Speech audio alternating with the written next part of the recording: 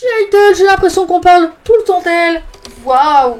Alors je vais pas mettre la musique parce que sinon c'est copyright, mais juste, il faut savoir que le 3 et 4 août, G-Idol a donné un concert au KSPO Dome à Séoul, dans le cadre de leur tournée mondiale.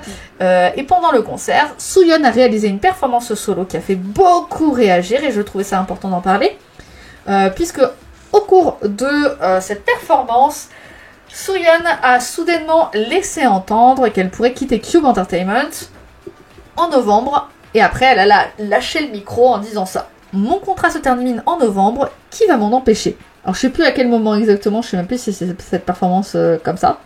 En sachant que du coup G-Idol est à sa 7e année, c'est donc là les 7 ans. Il est fort probable que G-Idol peut-être ne re-signe pas leur contrat, en effet. Suite à cette affaire où tout le monde a un peu été en mode grosse panique et se dire oh my god, comment ça, elles vont disband, tatati tatata. Cube Entertainment va déclarer dans les médias « Le renouvellement de contrat des membres est prévu pour l'année prochaine. Les paroles de Jun Sooyeon faisaient simplement partie de la performance.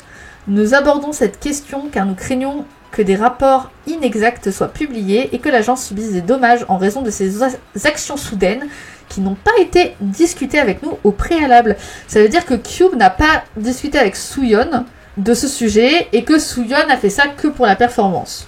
Déjà, c'est pas logique. Soit, pour moi, soit elle a dit ça pour la performance, mais du coup, c'était prévu dès le début. Soit, elle a dit ça en le pensant réellement. C'est pas la première fois que Sooyeon dit qu'elle veut quitter la Cube.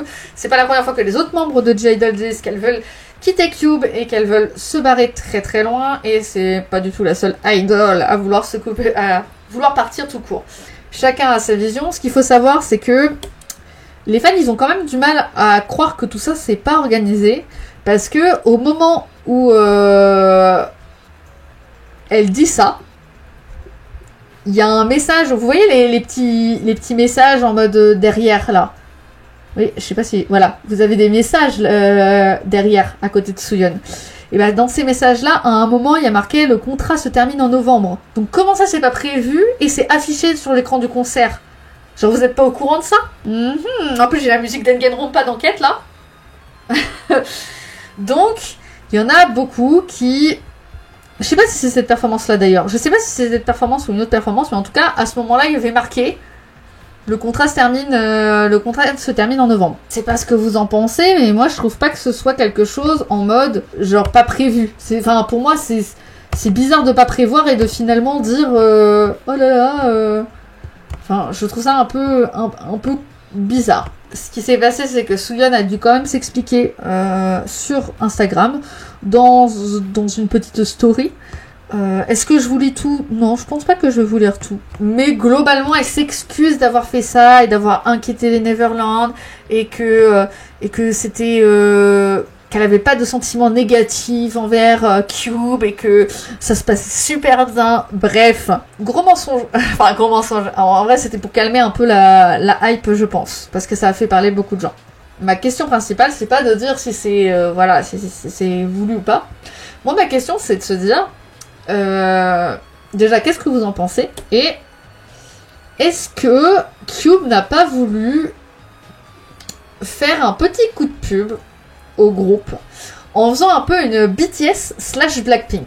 Je m'explique. Quand Blackpink et BTS ont annoncé leur disband, il y a eu beaucoup de gens qui ont commencé à parler du groupe et qui ont commencé à dire attention, ils font disband, non, c'est pas possible, tatati. Ça fait beaucoup parler. Est-ce que le but, c'est pas de faire la même chose avec G-Idol? Parce que là, personne n'en parle de la fin de contrat de G-Idol. Mais du coup, vu qu'il y a Sooyeon qui en a parlé, est-ce que le but, c'est pas de faire parler, tout simplement? Je sais pas. Peut-être qu'encore une fois, c'est un complot dans ma tête. Mais j'ai trouvé ça un peu surprenant de voir les choses de cette manière et surtout de ne pas laisser Sooyeon faire ce genre de truc-là, de performance. C'est intéressant. Chouelle a laissé entendre aussi. Ça, je vois pas de quel extrait tu parles exactement, mais ça me choquerait pas, tu vois. Ça me choquerait pas, de toute façon. Et d'un autre côté, est-ce que tu peux laisser produire les G-Idol? Ça veut dire que le groupe se sépare, parce qu'à mon avis, Cube va pas laisser le nom de G-Idol au groupe. à mon avis.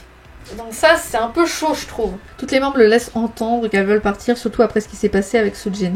Moi, j'ai l'impression que même avant Soojin, il y avait déjà des trucs qui parlaient. Hein. Et je me demande si ça n'a pas arrangé, entre guillemets un peu, parce que ça fait chier quand même, mais ça a pas peut-être un peu arrangé Soojin de se dire je me barre, peut-être. Je sais pas. C'est très possible que c'est juste un coup de com', car pour moi, Kyuk va tout faire pour garder les membres avec leur popularité actuelle. Bah, je pense.